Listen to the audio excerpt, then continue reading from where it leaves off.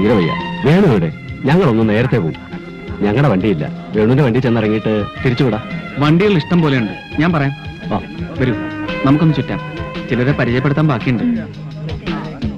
വരൂ. എടാ, നീയൊക്കെ എന്നാ കാശുകാരനായ നീ വർഗീസിന് അറിയാവടാ. അലമ്പിക്കാതെ വർഗീസേ, പോ. ഞാൻ മാക്സിമം ക്ഷമിക്കുന്നുണ്ട്. ആ വണ്ടി പൊയ്ക്കോളൂ. എടാ, മരം വാങ്ങാൻ പറഞ്ഞ ജപ്പാൻകാരനും ഇറ്റലിക്കാരനും കൂട്ടിക്കൊടുത്ത് എനിക്ക് ആളാകേണ്ട. എന്നെ തഴഞ്ഞു നീ.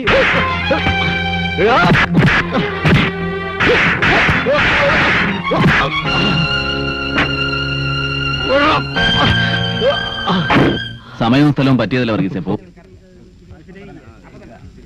എന്താ വേണോട്ടാ? ഏയ്, വർഗീസ് ഇത്തിരി ഓവറായി. പറഞ്ഞു വിട്ടു. പാർട്ടിയിൽ അങ്ങനെ ചിലത് വേണ്ടേ? ഭക്ഷണം എടുക്കാൻ പറയട്ടെ? അയാള് വീണതല്ല, വേണോട്ടം തല്ലിയതാ. ഞാൻ കണ്ടു. അടിയായിരുന്നു വാങ്ങണ സൈസാ. എന്നാലും ഇങ്ങനെ തല്ലേ?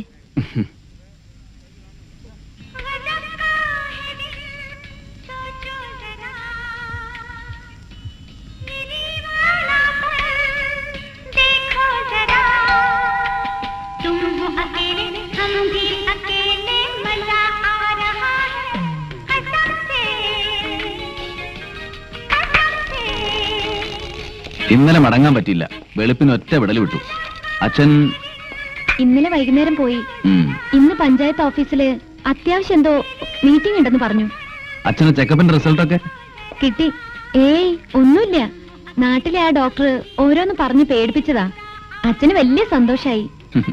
കുടിക്കാൻ വല്ലതും എടുക്കാൻ പറയണോ? വേണ്ട, ഉണ്ട് കളയാം. വിശപ്പ്. രാവിലെ എവിടെയും ബ്രേക്ക്ഫാസ്റ്റ് നിർത്താൻ പറ്റില്ല. ആയിരിക്കണോ? വേണോട്ടിന് വിശക്കണമെന്ന് പറഞ്ഞു. വേഗം നോക്കൂ. ആയി, കാറിൽ കയറിയ ജലപാനം കഴിക്കാൻ കൂടി നിർത്തില്ല. ശരീരം നോക്കാണ്ടുള്ള ഈ ഓട്ടം.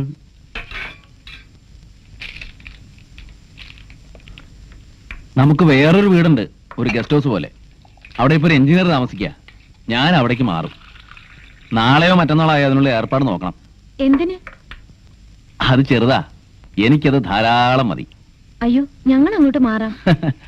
നാട്ടിൽ നിന്നൊക്കെ ഗസ്റ്റുകൾ വരാനുള്ള നിങ്ങൾക്കല്ലേ. നിങ്ങളിവിടെ. പക്ഷേ ഭക്ഷണത്തിന്റെ സമയത്ത് മിക്കവാറും ഞാനിവിടെ ഹാജരുണ്ടാവും.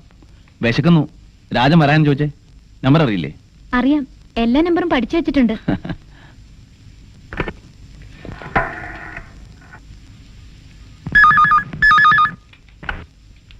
യെസ്. ആ, വന്നുവോ? ശരി, കഴിച്ചോളാൻ പറയൂ. എനിക്കൊരു അരമണിക്കൂർ താമസമുണ്ട്. ആ, ശരി.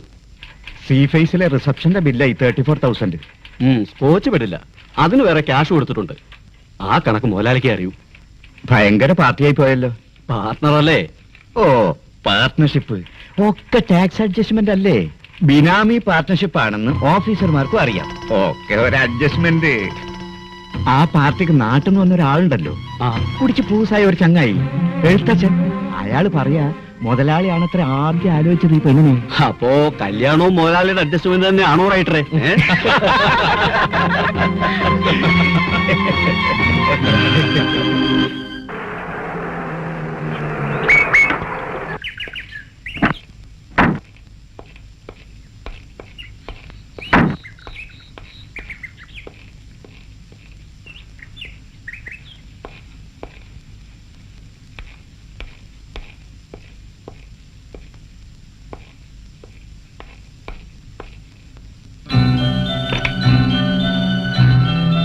വേണോട്ടം കിടക്കാണ്.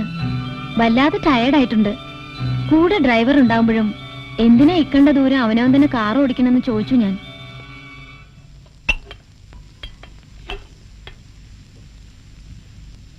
മൈസൂര് എല്ലാ മാസവും ലേലം ഉണ്ടാവോ?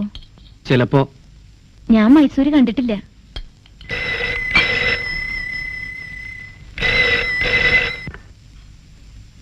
ഹലോ. ദേവി, ഫോൺ വെച്ചേക്കൂ. ഓ, ശരി. വേണോട്ട് അകത്തുനിന്ന് എടുത്തു. ആളുകളൊന്ന് റെസ്റ്റ് ചെയ്യാനും സമ്മതിക്കില്ലല്ലേ?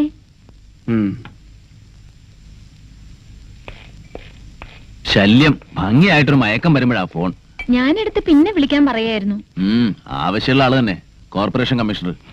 പെട്ടെന്നൊരു കടിഞ്ഞായ തരാൻ പറ്റുമെന്ന് ചോദിച്ച കുമാരേട്ടനോട്. ഉണ്ടാക്കാലോ. കണ്ണൂർക്കാരുടെ ചെക്ക് വന്നോ? ഇല്ല. ഓ മറന്നു, കൺസർവേറ്ററെ കാണാന്ന് പറഞ്ഞിരുന്നു. ദേവി ചായ വേണ്ട, ഞാൻ പോണു, തിരക്കുണ്ട്. അയ്യോ നിക്കൂ, ഒറ്റ മിനിറ്റ് മതി, ചായ കുടിച്ചിട്ട് പോയാ മതി.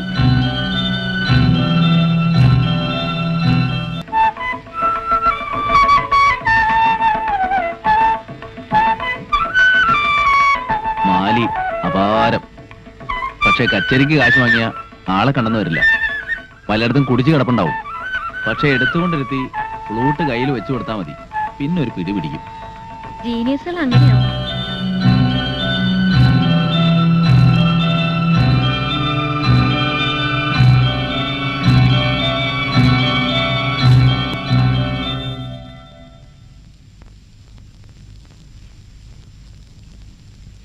മാലിയുടെ പുല്ലാങ്കുഴലായിരുന്നു, കേട്ടിട്ടുണ്ടോ? എന്തേ സംഗീതത്തിന്റെ ക്ലാസ് നിർത്തിയത്? ഞാൻ വിചാരിച്ചില്ല കേട്ടോ വേണുവേട്ടന് ഇതിലൊക്കെ കമ്പണ്ടെന്ന്. ഓ, വേഗം ലൈറ്റ് അണക്കേ, എനിക്ക് ഉറങ്ങണം.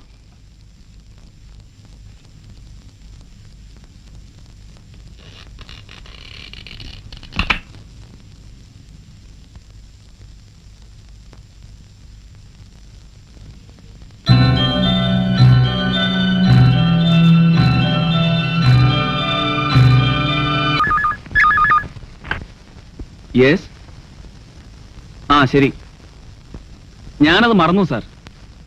ഇപ്പൊ വേണുവേട്ടനോട് ചോദിച്ച് തിരിച്ചു വിളിക്കാം. ആ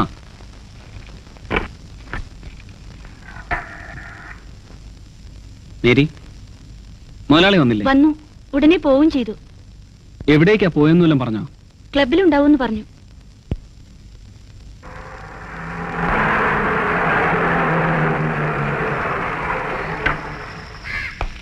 വേണു മുതലാളി വന്നോ മാധവ? വന്നു, വന്നിട്ട് അപ്പൊ തന്നെ പോയി.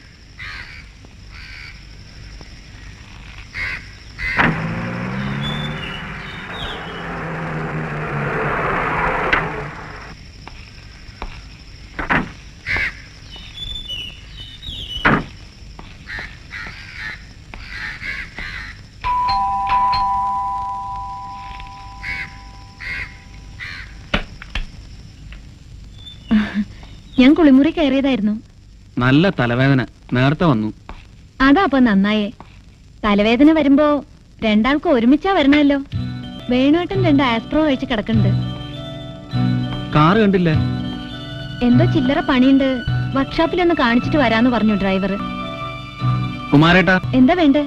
കുമാരേട്ടനൊന്ന് മകളുടെ അടുത്ത് പോയി വരാന്ന് പറഞ്ഞ് 1/2 ദിവസത്തെ ലീവ് ചോദിച്ചു. എല്ലാം ഉണ്ടാക്കി വെച്ചിട്ടാ പോയത്. ഞാൻ കുളിക്കാൻ കയറാണ്, എന്തെങ്കിലും വേണോ? വേണ്ട.